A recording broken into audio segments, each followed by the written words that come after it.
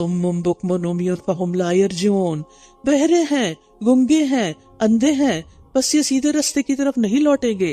या इनकी मिसाल आसमान से बरसती जोरदार बारिश की तरह है, जिसमें अंधेरे हैं और गरज और चमक है। ये कड़क के बायस मौत के डर से अपनी उंगलियां अपने कानों में डाल लेते हैं, और अल्लाह काफिरों को घेरे हुए है। करीब है कि बिजली इनकी निगाहों को उचक ले जाए। जब भी वो इनके लिए रास्ता रोशन करती है तो ये उसमें चल पड़ते हैं, और जब इन पर अंधेरा छा जाता है तो ये खड़े रह जाते हैं। और अगर अल्लाह चाहता तो इनकी समात और बसारत ले जाता। बेशक अल्लाह हर चीज पर पूरी कुदरत रखने वाला है।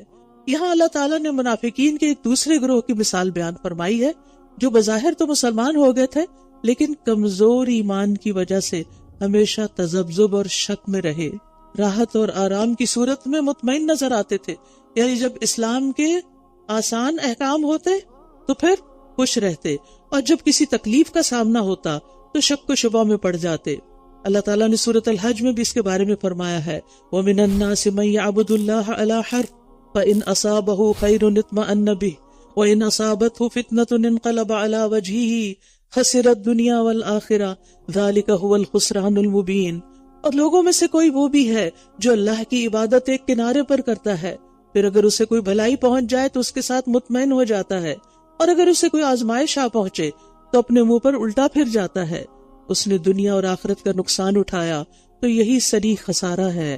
तो हम सबको देखना है, अपने आप का जायजा लेना है कि कहीं हम सिर्फ अच्छे हालात में ही तो फर्माबरदार, इताअत गुजार और इबादत गुजार नहीं होते, बल्कि हर हाल में, तंगी हो या खुशहाली, दिल खुश हो या ना खुश, हालात हमारे मुआफिक हो या ना मुआफिक हो, हम हर हाल में अल्लाह की इताअत करने वाले हैं या नहीं।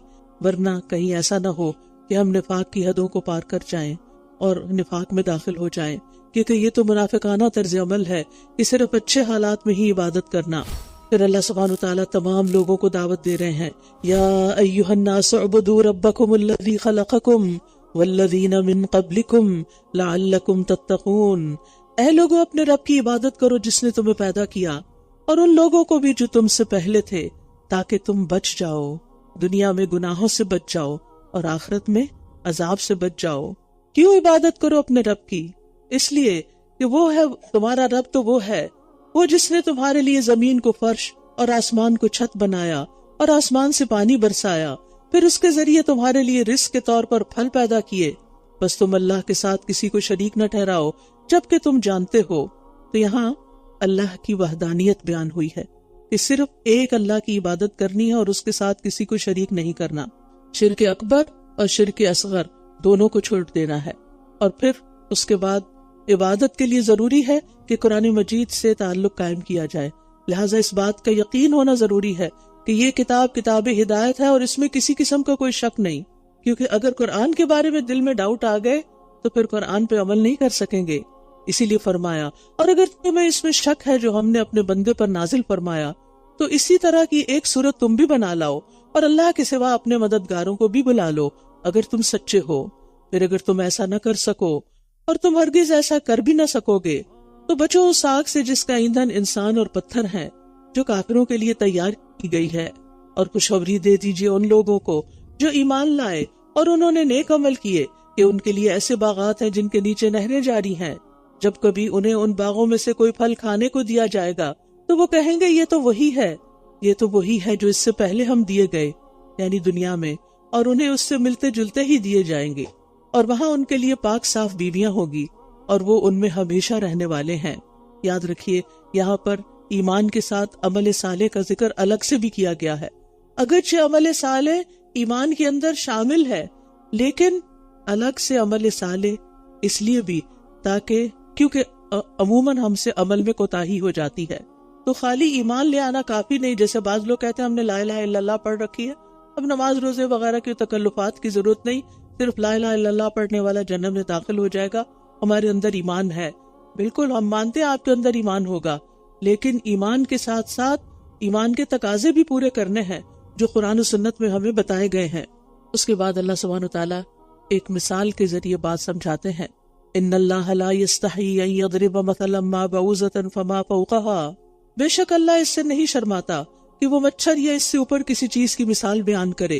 तो जो लोग ईमान लाए वो जानते हैं کہ یہ ان کے رب کی طرف سے سچ ہے، اور رہے وہ لوگ جنہوں نے انکار کیا تو وہ کہتے ہیں کہ اس مثال سے اللہ کی کیا مراد ہے؟ اس مثال سے اللہ کی مراد کیا ہے؟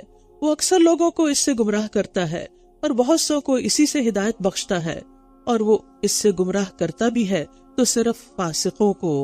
جب قرآن نے چیلنج کیا کہ اگر تمہیں کتاب کے بارے میں شک ہے تو پھر اس جیسی کوئی ایک صورت ہی بنا لو، لیکن وہ نہ بنا سکے تو انہوں نے اپنی ناکامی کو کس طرح ظاہر کیا؟ قرآن پر اعتراض کر کے۔ جب انسان کے پاس دلیل نہیں ہوتی تو پھر اعتراض ہوتا ہے، پھر الزام تراشی ہوتی ہے، پھر اس سے اگلے مرحلے پر گالی گلوچ ہوتی، پھر اس سے اگلے مرحلے پر تصادم شروع ہو جاتا ہے۔ تو اللہ سبحانہ و تعالیٰ فرماتے ہیں کہ اس کتاب کے اندر کوئی بھی چیز بیکار نہیں۔ اگر تم یعنی مچھر جیسی چیز پر اعتراض کرتے ہو کہ اس کا ذکر کیوں آیا ہے قرآن میں، تو تم ایک مچھر ہی بنا کر دکھاؤ، نہیں بنا سکتے۔ تو جب اللہ نے اس میں ذکر کیا تو اس میں فائدہ ہی ہوگا، اور اس میں ہمارے لیے سیکھنے اور سمجھنے کی بہت سی چیزیں۔ اور اگر آپ جا کر نیٹ پر دیکھیں مچھر کی تخلیق کے بارے میں اور مچھر کے کاموں کے بارے میں تو آپ حیران ہو جائیں گے کہ مچھر کو معمولی تخلیق نہیں ہے، اگرچہ دیکھنے میں بہت چھوٹا سا نظر آتا ہے لیکن اس کے سارے سسٹمز اس میں کام کرتے ہیں۔ اور صرف مچھر نہیں، وما فوقہا، جو اس کے اوپر پیراسائٹ ہے، وہ بھی اللہ کی نشانی ہے جو تمہیں نیکڈ آئی سے نظر بھی نہیں آتا۔ تو اللہ سبحانہ تعالیٰ نے اپنی کتاب میں جو بھی بیان کیا ہے وہ بالکل سچ ہے، حق ہے، لا ریب فیہ ہے، اور اس میں ہمارے لیے ہدایت ہے۔